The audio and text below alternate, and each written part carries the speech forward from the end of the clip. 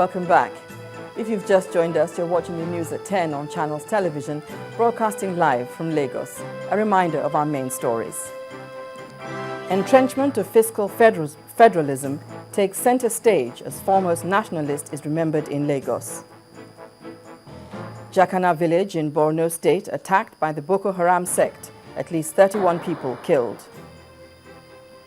Presidency sacks FAN Managing Director George Uriesi and 4 other heads of parastatals in the aviation sector. And Russia test fires intercontinental ballistic missile in the Caspian Sea close to Ukraine.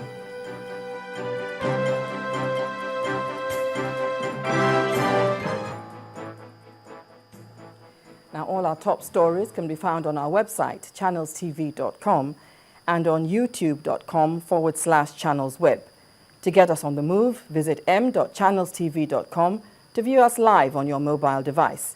You can also download the Channels TV app for Android, iOS, and Windows phones from their respective stores. And you can interact with the channel's Eyewitness feature on our Android and Windows 8 platforms. If you have pictures or videos to share with us, tap on the application on your device, swipe to reveal the Eyewitness menu, and follow the instructions to share your report, pictures, and videos. Now, here are some of the reports and pictures that you've sent in. We begin with this amateur video, which shows a young man, assumed to be a son of a permanent secretary in Ondo State, harassing some federal road safety personnel along Adewumi Close after he was booked for not using his seatbelt.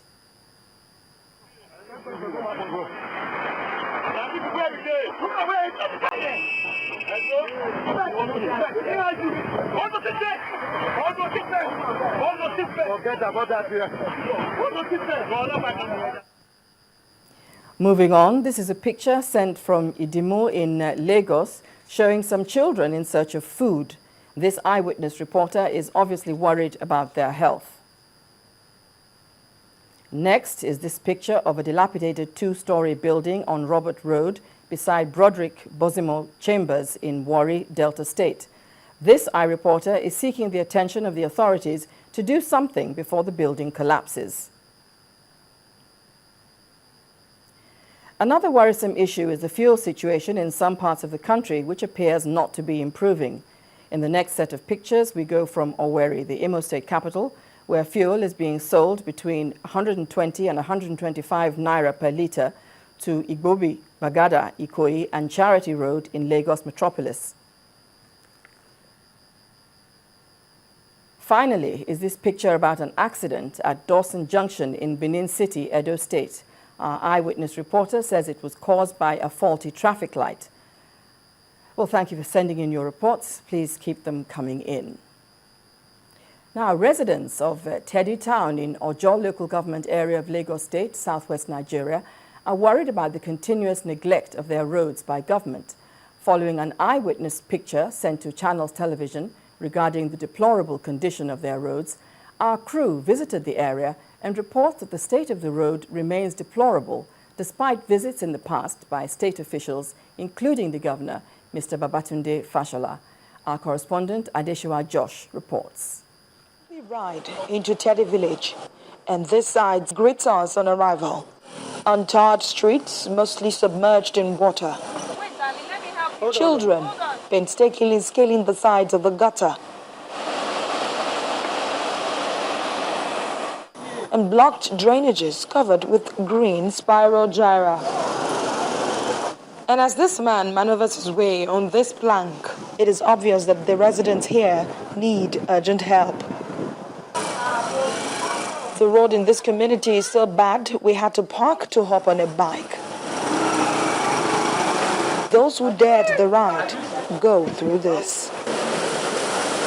The residents lament their ordeal. So how long are we going to do that? A lot of people are staying here. When they park from outside, come and stay here, they cannot bear the road. They have to use their house, which they build with their hand, to rent. So they move out again because they cannot bear the difficulties of the road. It's just as if government is not assisting in this area. And they come for revenue. This is exactly what the people of Teddy Town go through after a little rain in this area. They told me that this place gets flooded. Literally, you would not see any sand once it rains a little bit. Now, I am going to be speaking to the chairman of the CDA as he recalls the ordeals of the residents here. About 3 years ago, people died there. They waste life there. Children, even though there's some police, by that time, they die inside that water. It's more than 10 years I've been suffering for this matter. If we want the government to come and help us in these people, we are suffering too much in this community. We need their help. From what we gathered also, Governor Babatunde Fashola has been to this community to assure the residents. But what they have to show for it is an abandoned bridge under construction for over a year. If no succor is brought to these people before the rainy season, the people here may find it absolutely difficult to go about their normal businesses. Adeshewa Josh, Channels Television News. Now, there may be some bad roads in Lagos, but housing has just received a boost. 30 individuals have become homeowners under the Lagos State Home Ownership Mortgage Scheme. They emerged winners in the inaugural draw, in which 322 people applied for the scheme. Governor Babatunde Fashola, who was present, appealed to the winners to ensure they pay up their monthly mortgage to make more funds available to build for others. Promises made, promises kept. It's that time again, and the Lagos State government has gathered people to witness the first draw for those who applied for the State Ownership Mortgage Scheme. But first, how was the ballot put together? A total of 322 applicants applied for homes in the 7 states. Of this number, 97 people were successfully pre-qualified. We promised that we will make available a minimum of 200 houses every month. We have delivered on that promise. But I want to make perhaps the most important appeal that the right to own a home also brings with it responsibilities. One of the important responsibilities that the successful homeowners will have is the responsibility to pay the monthly mortgages. And then the draw begins. That is true. Mr. Benga Ayodele Owolabi, join me for pictures. This form was obtained online. It was filled in the office. My husband filled it. We didn't go through anybody. And yesterday when we checked online, we saw that I was among the shortlisted people. We were like, oh, let me create time to be here. And this is it. And after what seems like a good start, the governor has given assurances that the project will be here for a long run. Financial sustainability curve of this scheme is 7 years, all things being equal. And in 7 years, if people don't default, given the number of houses we are putting out in the first phase, the scheme should become self-sustaining. It then means that government will not have to continue to save money to build houses anymore, because the income from mortgages and all that will be enough to put a rich pool of funds in the house of the Lagos Mortgage Board to buy or build more houses and give to citizens. 322 individuals applied for the homes, but only 30 people emerged as winners. And the Lagos State government is asking more people to apply and stand a chance of having a home of their own. Now let's move to the aviation sector, where 5 heads of parastatals have been sent packing.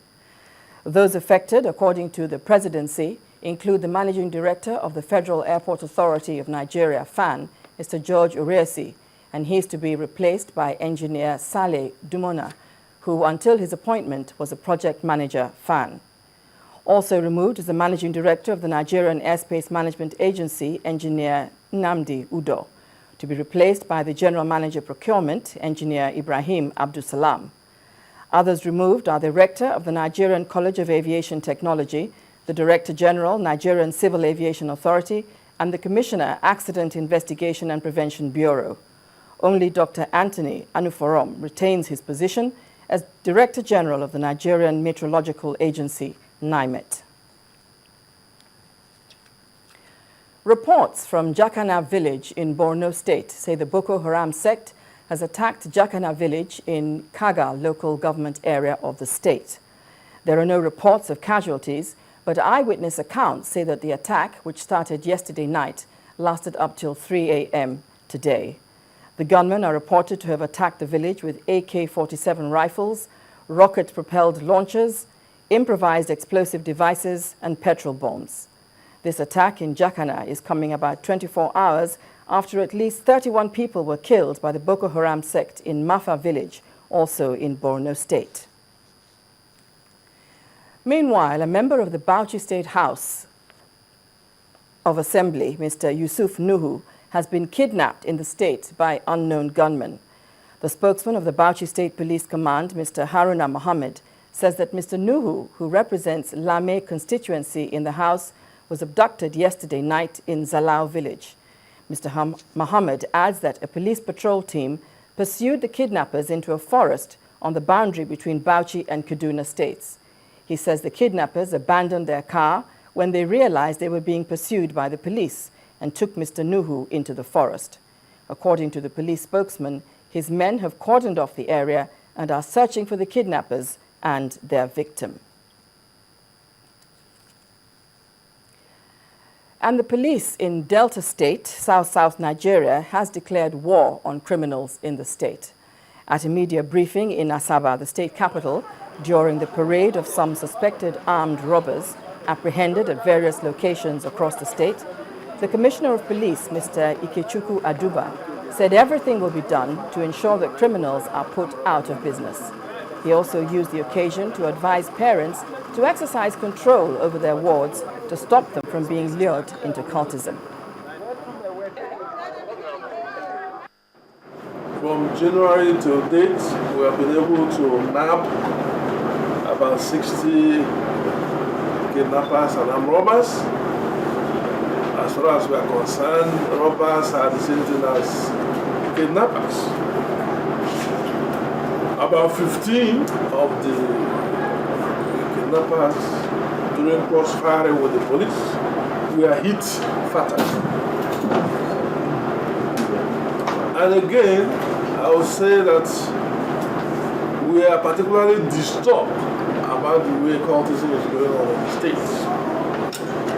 97 arrests already made within this short period.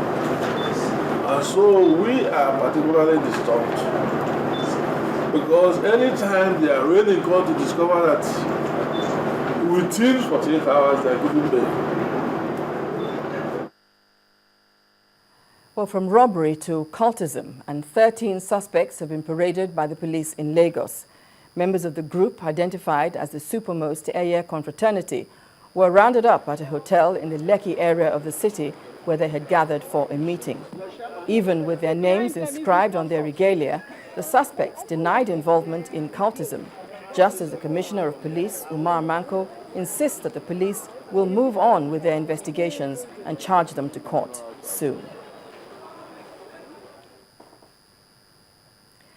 When the news at 10 returns, Lagos Chamber of Commerce and Industry wants an end to cargo delays at Lagos Port.